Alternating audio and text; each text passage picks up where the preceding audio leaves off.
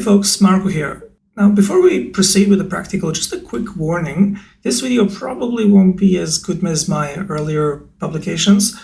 Leaving my beloved PowerPoints behind puts me somewhat out of my comfort zone. My skills with Adobe Premiere are still developing, and my skills with After Effects are practically non-existent. Second thing to note is I want this channel to add and contribute rather than repeat and regurgitate what someone else already said or explained. As I said before, I don't think the universe needs another how to install stable diffusion guide.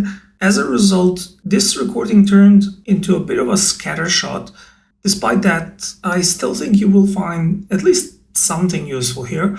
One thing that all successful YouTube channels have in common is they publish videos. I know it's obvious, but they don't let their audience wait for an entire month like I did before. So putting my perfectionism aside, even though this is far from my best work, it will get better as my Adobe skills improve. Oh, and lastly, check this out.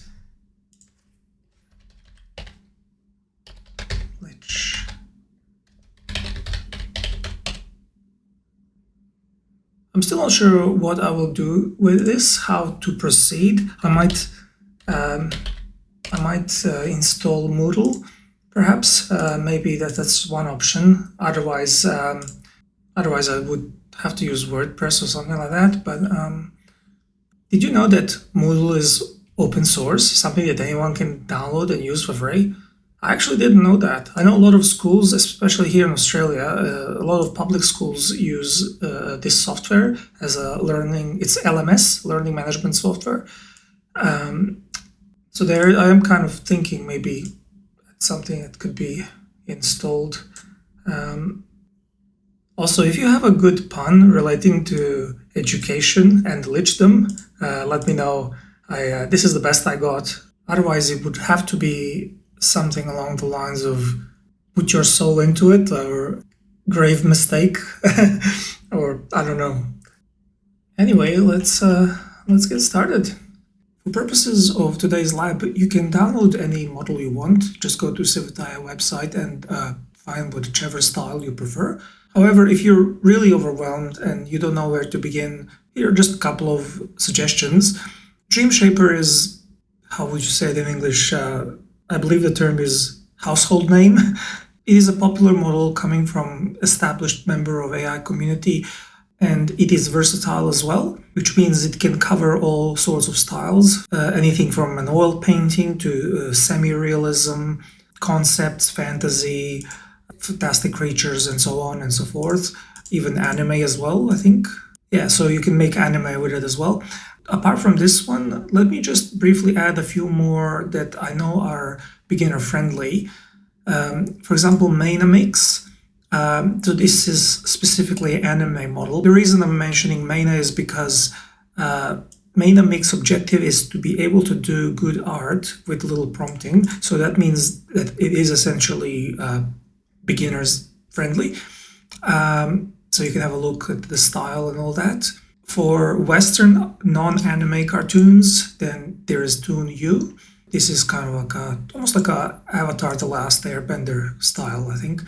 Western semi-realistic, realistic fantasies, there's this one, RPG from Anashel. There are some pretty cool images you can, as you can see, it can also do very beautiful landscapes as well. And as well as dark fantasy, there are some horror pictures there too. So yeah, it's pretty cool. Eastern fantasy, we have Guofang 3. I haven't used this one personally, but I've seen some pretty cool images and art that other people have made. So feel free to check that one out as well. So you have realism, you have cartoons, and then you have these they're not 3D, but they're not cartoon either. They give you like a sense of depth as well. This is oftentimes they're tagged as 2.5D. And the good news about this one is it's also beginner friendly. You don't need to provide a long string of negative prompts to use this model. So going further towards realism, we have cyber realistic. This is one of my favorites.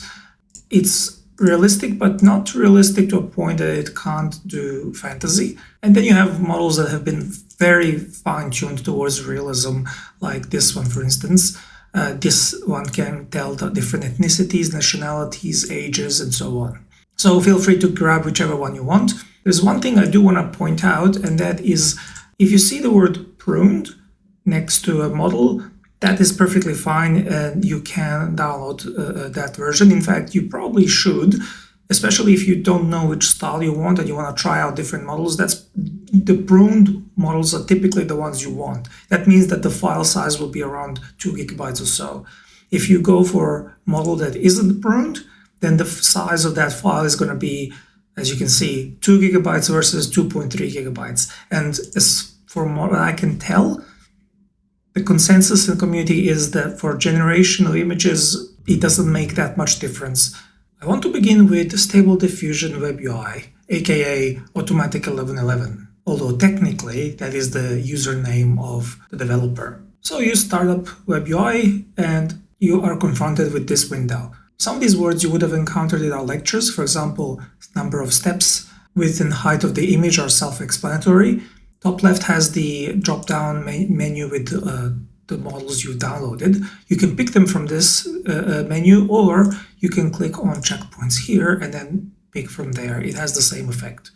One thing that is new that I haven't discussed before is CFG scale. CFG stands for Classifier-Free Guidance. Now, there is a paper on classifiers and classifier-free guidance, which I have not yet covered in lectures. But the good news is for us, that doesn't matter. So think of CFG scale as a parameter that determines how strongly image generation adheres to the prompt. For the time being, let's not worry about the refiner.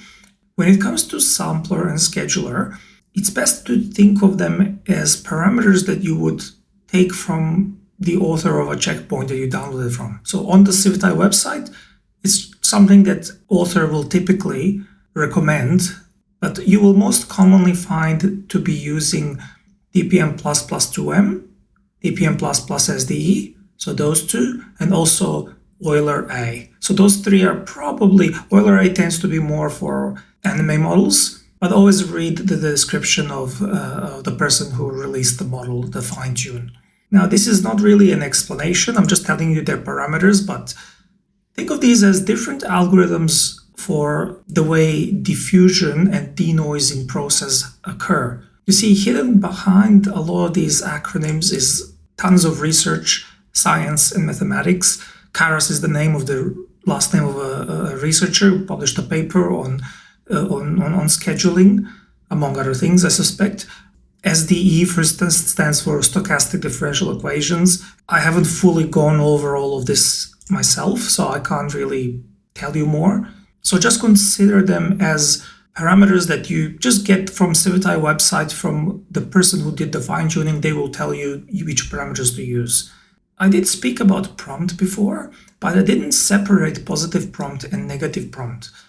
So it is, as you would imagine, negative prompt just means stuff you don't want. You would normally start by writing out your positive prompt, writing the things you want, and then if you persistently keep getting something you don't want that is hard to specify in the positive prompt, that's when you put it in the negative prompt. So with all that said, let's try something. Male paladin warrior in heavy armor casting holy magic. Let's come up with something, just see what happens. I have specified batch count to be 1 and batch size to be 1.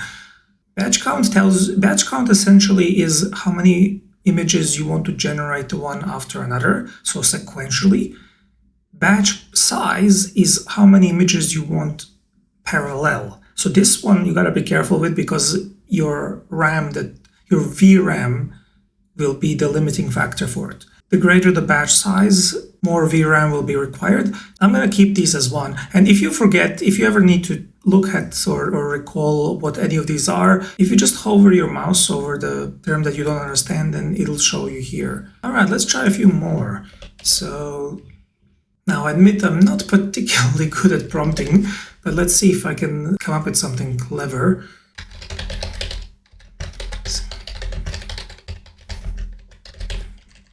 High fantasy magic Male Paladin Warrior. Let's see if I can...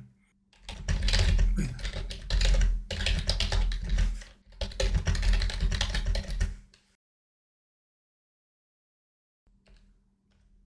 It's getting there. And we can change this maybe to 360, 640.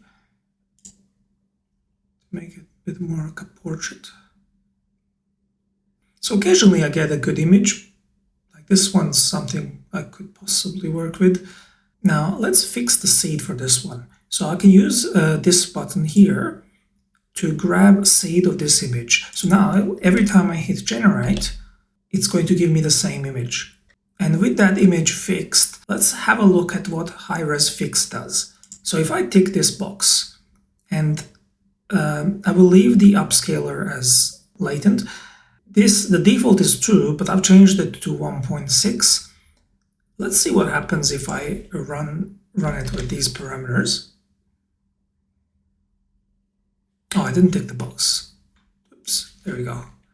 Let's try now. Okay, that's a bit better. Now let's send this. I'll use this button here to send it to image. See, now we've transferred from this tab to image tab. And automatically this button has moved the prompt as well. With a single click, all of these parameters, they get moved across. Now let's see, I'm going to go here, resize by. I'm going to set this to 1.25. Our seed is currently fixed. I'm not sure if I want it fixed or randomized. Maybe I'll leave it as it is just to see what happens. And then I hit generate. Okay, maybe not the best. Let's randomize it. It looks like it's flipping someone off. See, AI censorship right there. This brings me to the next point, which I want to discuss, and it is browser differences. So at the moment, my 90 is flipping you off in Firefox, and this is that same 90 flipping you off in Chrome.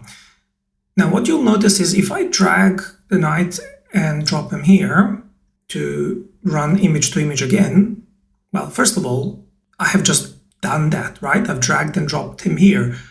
But see, you can't do that in Firefox. It's not obvious. Some differences are subtle, but just thought I'd let you know in case you watched a YouTuber do something and you're like, how can he do that? Let me give you one more difference. If I click on In Paint, or In Paint Sketch, is it? I can click on this button here to pick a color, and there's plenty of colors here to choose from, but here is how that same thing is in Google Chrome. So I'm going to press In Paint, and then In Paint Sketch maybe. There we go. And now I have this button here, right? So the eyedrop tool to pick specific color. So that is not something that you have in Firefox, unless it's hidden somewhere here. I don't know, I haven't.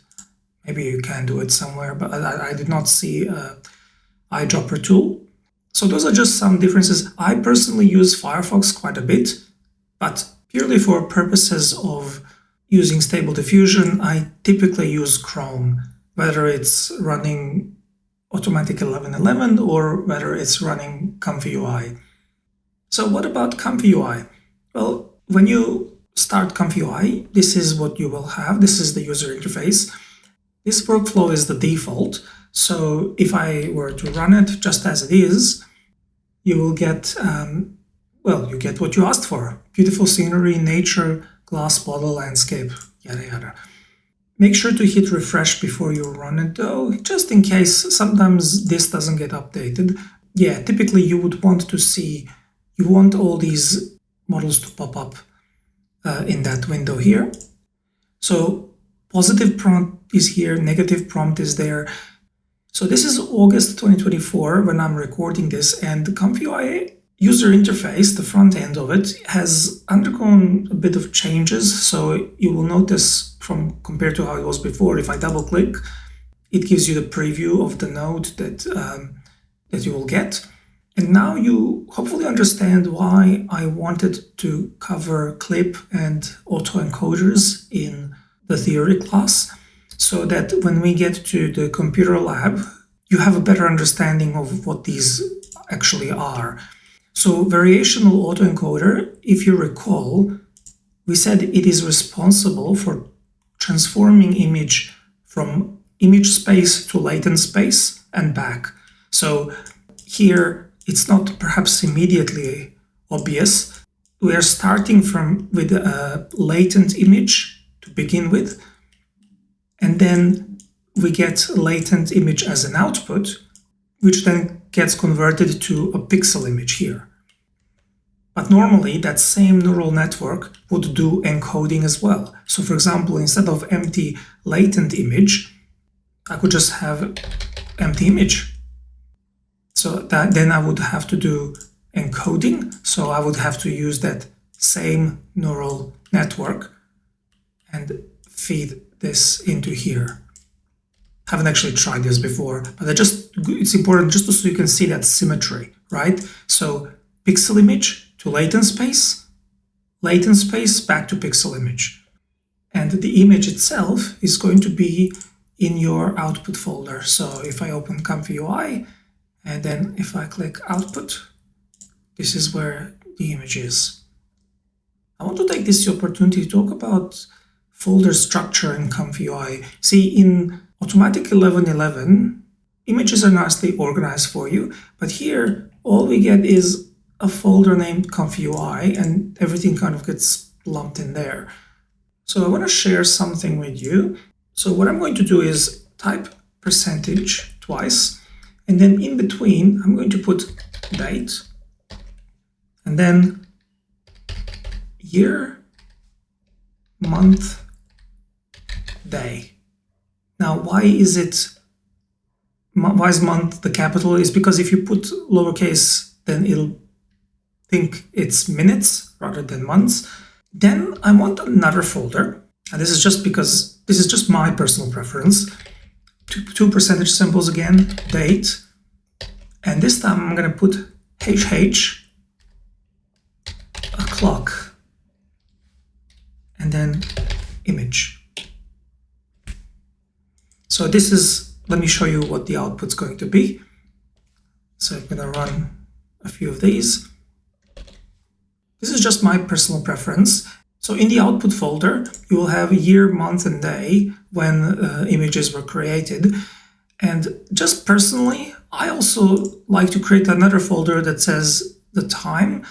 And if you're wondering why, I occasionally get too focused or zoned in to generate images that I don't realize that how late it is. But if images suddenly stop showing up in a folder, then I realized, oh, it's not 2 p.m. anymore. Now it's 3 p.m. Then because the new folder would generate. So that kind of helps me keep track of time, but that's just me. The most important thing is that you know that there is this syntax. While generating images in Stable Diffusion WebUI, perhaps you wondered, why is he using 360 and 640? Why? That is the same aspect ratio, 9:16, right? If I want that aspect ratio, I can just use 432, 768. So what's the deal? Why am I using 360 and 640? This bit is mathematical, I suppose. Basically, when I generate images, as I upscale, I noticed that even when I work it out to get to the, say, 1080 resolution, I found that it's slightly off, like a couple of pixels, not too much. Now, that can be easily rectified if I specify the resolution at the end exactly, However, what if I change my mind? What if I here, instead of 360, 640, what if I swap them around and decide to go for a portrait? I don't know about you, but I tend to forget to adjust the aspect ratio on the other end. So in other words, I want them all to be multipliers like this. And if you're looking at this and you don't know what this is, it's basically detailer implementation in COMY UI. So what's the deal with these numbers then? Let me just switch to my other screen. Basically, if I start if I start with 288 and 512 pixels, and let's say I decide to upscale this by 1.25. So if I multiply this by that number and then multiply this by 1.25, I get 360 by 640. Now, there are multipliers that I worked out. I kind of have them memorized already in my head. So 1.6, 1.25, 1.2, 1.25. So if I keep upscaling like this, that brings me nicely to 19, 20, 10, 80. The thing is, they have to be exactly in this order, so the order can't be swapped. But the mathematician in you says, wait a minute, Marco, multiplication is commutative. Of course I can swap them around, they will be the same thing. Well, yes, mathematically that's true, but if I swap the multipliers, you can see what happens if I get these to recalculate. So you can't have 691.2 of a pixel, right? So then you'll end up with here it works out fine because it uses this number, but in reality, this rounding would have happened already. In fact, situation is even worse. If I change these back, right? Now, let's say I swap these two instead. Now watch what happens. Right? So no problem at all. This is all, everything's round number. It's all fine. The thing is, the way autoencoders work is they work in multiples of 8. So what happens is image that's 512 by 512 pixels, and each pixel with 3 channels, this gets transformed into a tensor of 64 by 64 by 4, I believe. So what that means is your image has to be in multiples of 8. So if you've ever wondered why, now you know the reason why. So what will actually happen is this number here, right, it will get divided by 8, right? But then we have rounding happening to the nearest whole number. And then if I times this back by 8, watch what happens with these numbers then. So if you see this row here, if I maybe mark it in red, so if this is 1.2, right, what will happen is you will be slightly off, right? So this will obviously get rounded then as well. So the first number will be slightly off 1080 as it was supposed to. So in other words, the numbers that I have here is what I've worked out to be, I don't know, maybe you have your own system of doing things, but I suppose these numbers always, when you start with 288 and 512 and then multiply with along here, you will, if you do upscaling exactly in this order, then you will land on a multiple of 8. So anyway, I just thought I'd let you guys know. So if anyone's curious, again, see, this is what I'm doing in this workflow here, right? So I start with 360, 640. Oh, I need to switch back the screen, don't I? Okay, so I start with 640, 360. Then my multipliers are exactly 1.6, 1.25, 1.2, 1.25. And then that kind of guarantees that each time I upscale, I know I will land on a multiple of 8 and that there won't be any rounding issues. And we can probably end the video here, given that we are approaching a 30-minute mark. As I said, this was a bit of a scattershot, but hopefully you found something useful here. My brain typically needs something to focus on, something to narrow down and dissect. Next video will be a bit more focused towards something. I haven't decided what. Possibly Flux LoRa or 3D or image to 3D workflows or animate diff. If you have any suggestions, leave a comment, and class dismissed.